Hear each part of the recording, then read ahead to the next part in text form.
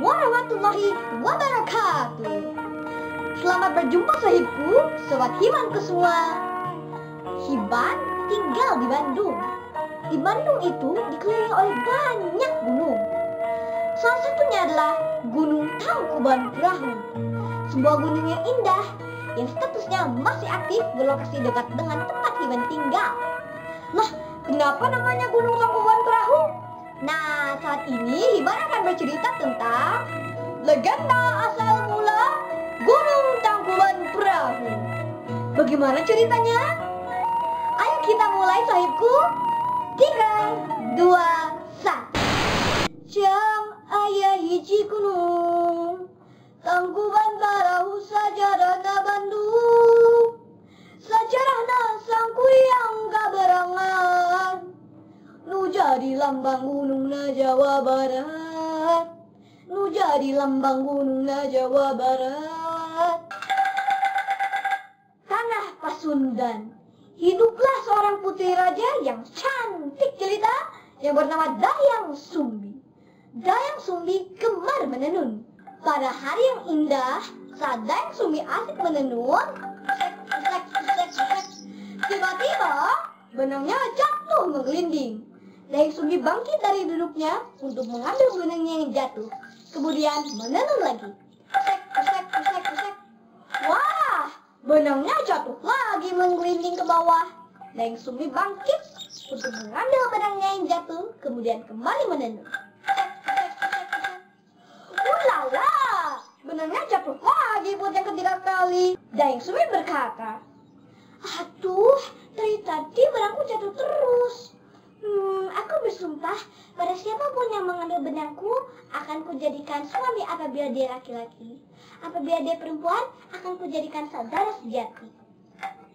Benang tersebut diambil oleh Tumang. Tumang adalah anjing pengawas raja yang ditugaskan untuk menemani Dayang Sumbi.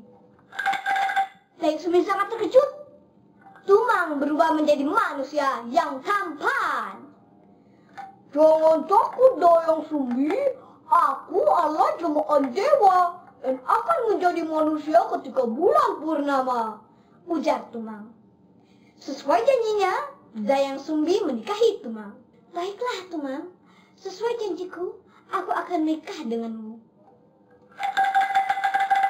Alkisah mereka menikah. Mereka pun mempunyai anak yang bernama Sangkuriang. Mereka sangat mencintai Sangkuriang. Sangkuriang, anaki kanya indung. Dayang Sumbi masih merahasiakan bahwa Tumang adalah ayahnya Sangkuriang. Sangkuriang tumbuh menjadi anak yang sehat karena keturunan dewa. Sangkuriang gemar berburu.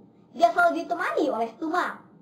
Pada suatu hari, saat Sangkuriang dan Tumang berburu, Tumang tidak mengikuti perintahnya untuk mengejar hewan buruan. Tumang, kenapa kau diam saja? Ayo kejar hewan buruannya, ujar Sangkuriang kesal. Tumang menjawab dengan menggoyangkan badan seolah menolak. Sebenarnya, Tumang tidak mau mengejar hewan buruan karena hewan buruan itu adalah jelmaan seperti dirinya. Sangkuriang pun sangat kesal dan mengusir Tumang ke dalam hutan. Tumang, kalau kau tidak mau membantuku mengejar hewan buruan, kau pergi saja ke hutan dan jangan pernah kembali. Tumang pergi ke hutan yang sebenarnya mengejar hewan jelmaan yang turun ke bumi untuk menjemput Tumang kembali ke kahyangan. Sangkuriang kembali ke istana. Di sana dia menceritakan apa yang terjadi kepada ibu. Dayang Sumbi kaget dan bukan main marahnya. Sangkuriang, apa yang kau sudah lakukan?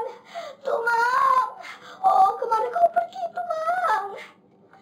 Dayang Sumbi hilang akal dan tanpa sadar dia memukul Sangkuriang dengan sangat keras sehingga meninggalkan bekas dan Sangkuriang tidak sadarkan diri. Saat Sangkuriang sadarkan diri, dia sangat kecewa kepada sang ibu karena menganggap sang ibu lebih menyayangi anjing peliharaannya daripada anaknya sendiri. Sangkuriang pergi mengembara. Ibu, mengapa lebih sayang pada anjing peliharaan daripada anakmu? Sang kuryang bertemu dengan seorang petapa sakti dan berguru padanya.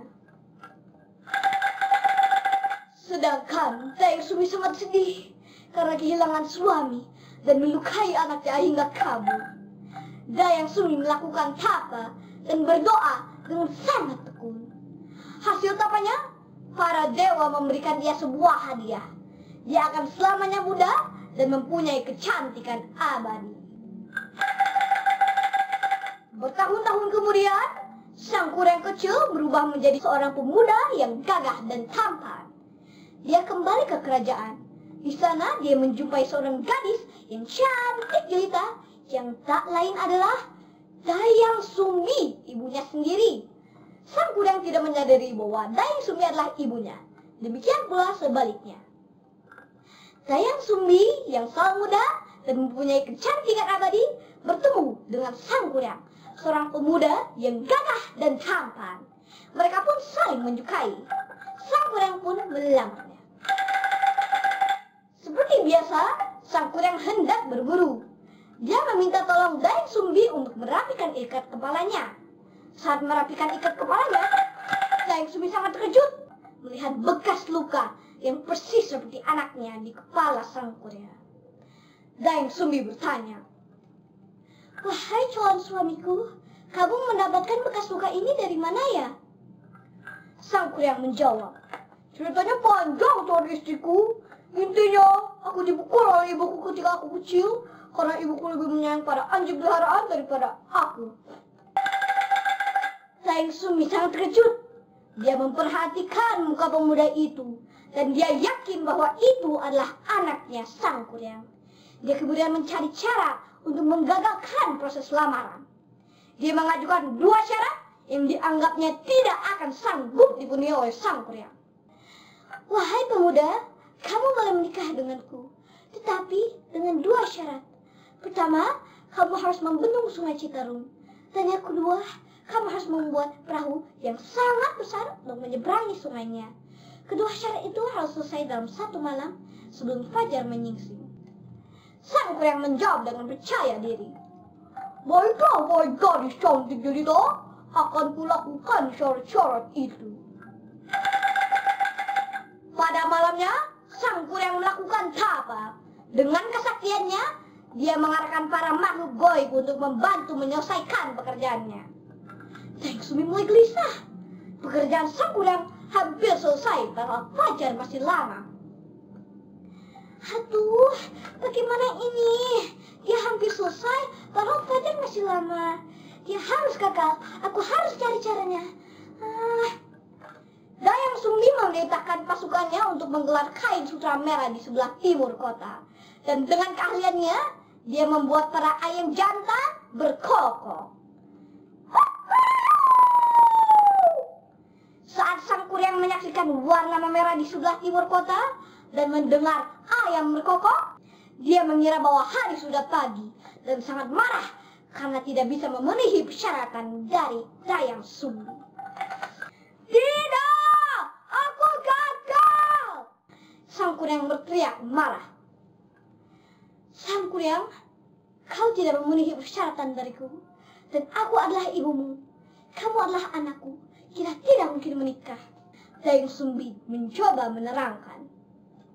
"Tidak! Tidak mungkin!" Sang kuryang tidak bisa menerima dan berteriak lagi.